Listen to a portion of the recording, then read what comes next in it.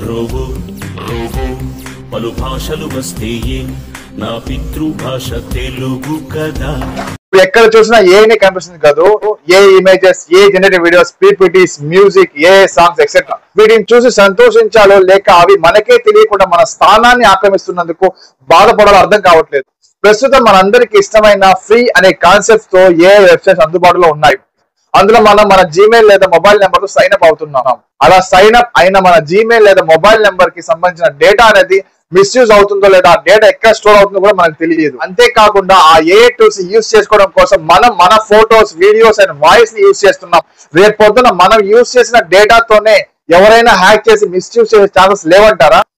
ఏ లేని రోజుల్లోనే చాలా మంది ఆకతాయిలు అమ్మాయిల ఫోటోలను మార్ఫింగ్ చేసే ఇన్సిడెంట్స్ మనం చూసాం. ఇప్పుడు ఏఐతో అలాంటివి జరగవు అనుకుంటున్నారా? మారుతున్న కాలంతో పాటు అందుబాటులోకి వస్తున్న టెక్నాలజీని మన అవసరాలకు మాత్రమే వాడదాం, అంతేగాని అసలు మనిషితోనే పని లేదు అన్నట్లు ఆ ఏఐ టూల్స్ కి బానిసైపోతే రేపు పొద్దున ఖచ్చితంగా ఫ్రీ అనే కాన్సెప్ట్ లేకుండా ప్రతిదీ పెయిడ్ వర్షన్ రిలీజ్ చేస్తారు.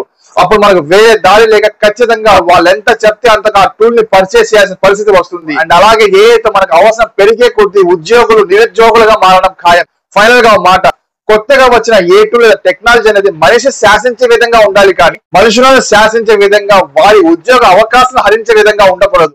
నిన్ను సృష్టించిన వాణ్ణి నేనే. నేను తలుచుకుంటే నిన్ను అంతం చేయగలనన్నావే, ఇప్పుడు నా చేతుల్లోనే చావబోతున్నావు.